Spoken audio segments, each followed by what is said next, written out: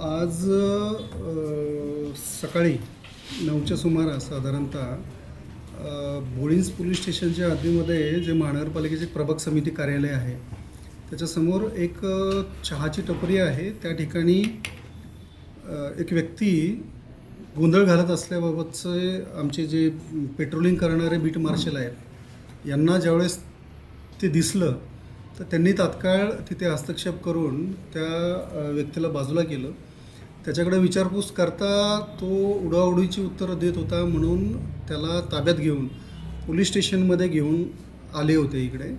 आणि इथे आणल्यानंतर आमचे वरिष्ठ पोलीस निरीक्षक प्रकाश कावळे आणि आमचे PSI नवनाथ कदम जे आहेत तर यांनी त्याच्याकडे विचारपूस केली.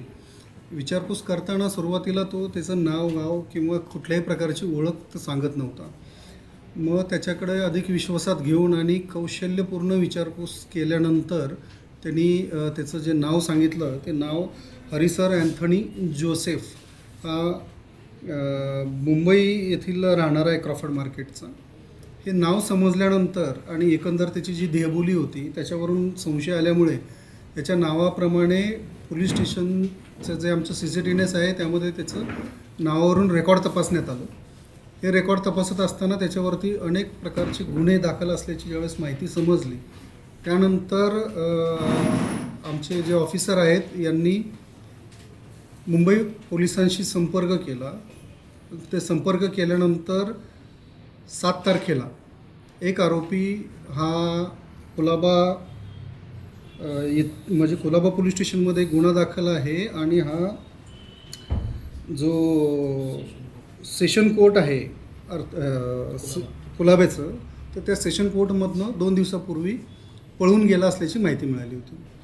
मग यावरून मुंबई पोलिसांनी त्याच्या शोधासाठी सर्वत्र ज्या सूचना पाठवल्या होत्या किंवा जे सर्वत्र माहिती त्याची वितरित केली होती त्या माहितीची आम्ही खातरजमा केली आणि मुंबई पोलिसांकडे त्याला व्हिडिओ कॉल करून आणि त्याचे फोटोग्राफ पाठवून तो व्यक्ती पळून गेलेला व्यक्तीच आहे याबद्दल खातरजमा करण्यात आली आणि त्या व्यक्तीला ताब्यात घेऊन मुंबई पोलिसांना तसं सूचना देण्यात आलेली आहे.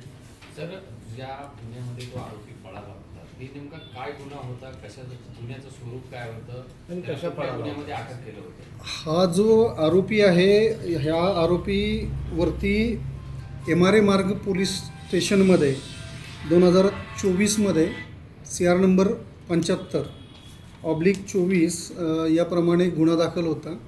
यामध्ये भारतीय दंड संहिता कलम 307, 504, 506 आणि 34 याप्रमाणे तो गंभीर स्वरूपाचा गुन्हा होता. यामध्ये तो आर्थर रोड तुरुंगामध्ये जेलबंदी होता आणि सुनावणीसाठी त्याला कुलाबा येथील सत्र न्यायालयामध्ये घेऊन गेलेले होते 7 तारखेला. आणि त्यावेळेस सुनावणीनंतर तो तिथे जे गार्ड आहेत त्यांना चकवा देऊन तो तिथून पळून गेलेला होता. त्याच्यावर एकूण किती गुन्हे दाखल आहेत, गुन्ह्याचे स्वरूप नेमके काय आहे आणि तो गुन्हा कशासाठी करत होता?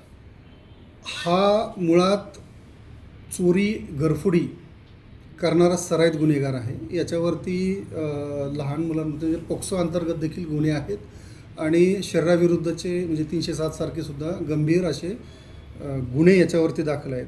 विशेष म्हणजे अगदी सराईत आणि क्रूर पद्धतीचा असा हा आरोपी आहे. या आरोपीचं विशेषतः म्हणजे या आरोपीला 2007 पासून आत्तापर्यंत साधारणतः याच्यावरती 18 गुन्हे दाखल आहेत.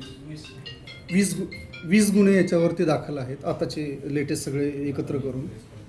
आत्तापर्यंत 4 वेळेस 2007, 2012, 2019 आणि 2022 असे 4 वेळेस या व्यक्तीला तडीपार करण्यात आलेला आहे. 4 वेळेस या व्यक्तीला तडीपार करण्यात आलेला आहे. म्हणजे तो हार्डकोर असा क्रिमिनल आहे आणि अगदी कौशल्यपूर्ण आमचे जे ऑफिसर आहेत यांनी तपास म्हणजे त्याच्याकडे विचारपूस करून